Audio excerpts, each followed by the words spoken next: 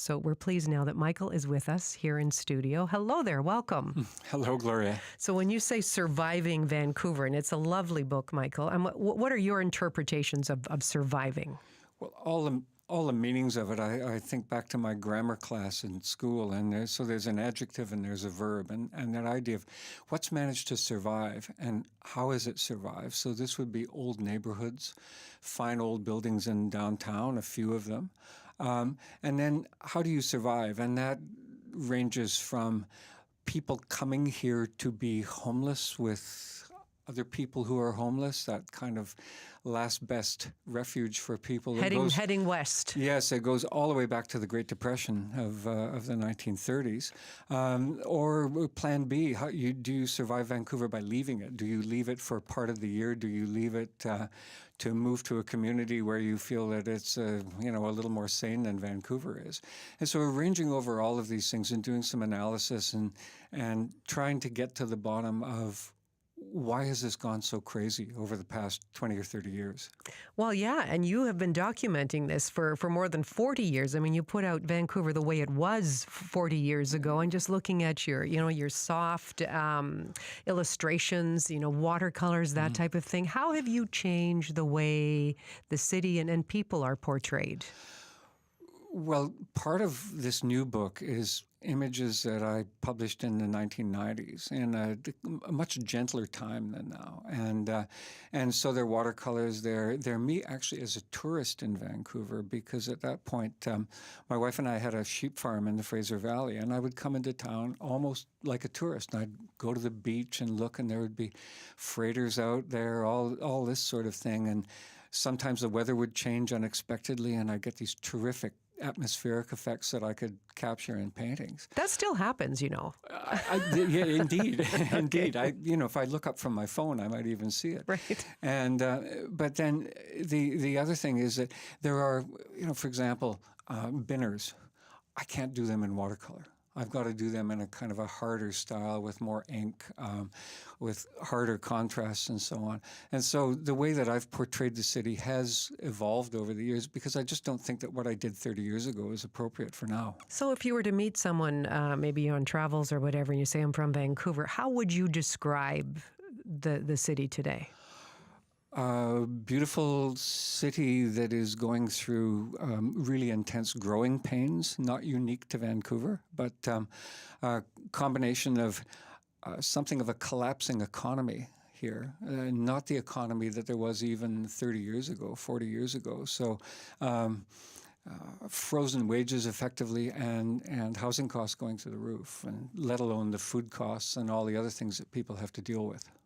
Well, I look at some of the images that you've painted. The corner stores with a little bit of peeling paint. Just there's it stirs up a lot of nostalgia, and it's easy to feel nostalgia about buildings and the character the city has lost. But it hasn't always been easy. It hasn't been easy. What would you say has been the sweet period that you have known in this city?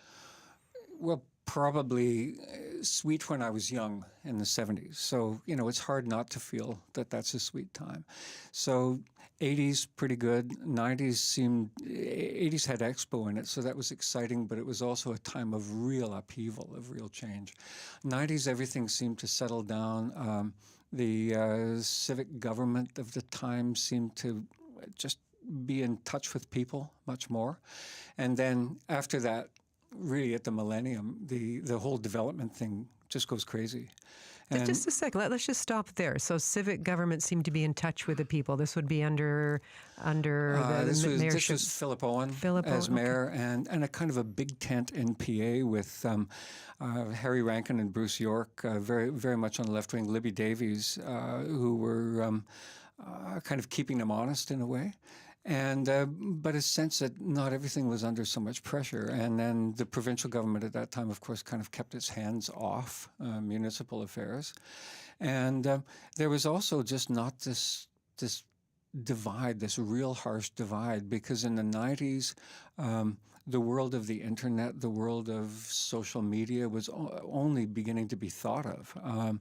And so in terms of what people did, I think it was an easier, gentler time, and so I'm being nostalgic in that, and then trying to play that off against what we've had in recent times, and some of it is obviously not unique to Vancouver.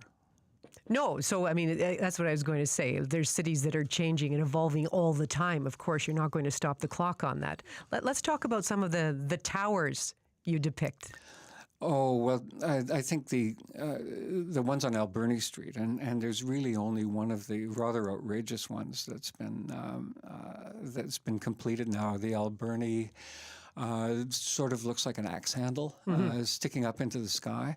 A lot of people may not recognize that because they haven't gone far enough west in the West End.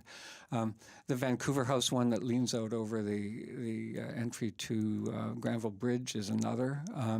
And these ones, and some of the Cole Harbour ones, whether they're mainly vacant for most of the year because the people who own them, well, they've got other places in the world that they go. So, there's this funny sense of these architectural monuments with nobody living in them that I think is worth capturing as the way that the city is evolving.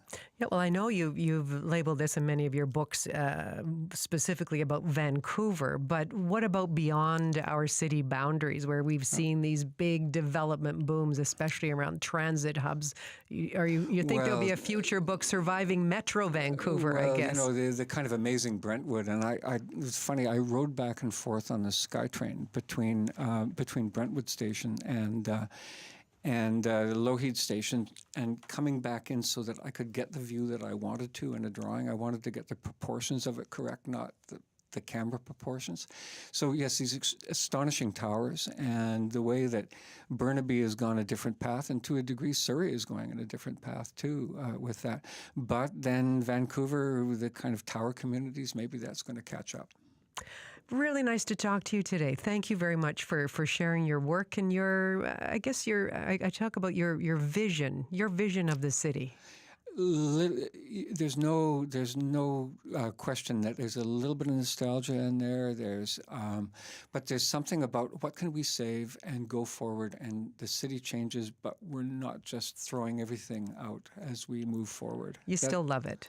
I still love it. Despite all of the changes. No, we're all watching it. Sometimes it feels a little overwhelming, but it's still beautiful, and you depict it beautifully as well. Thank you very much, Gloria.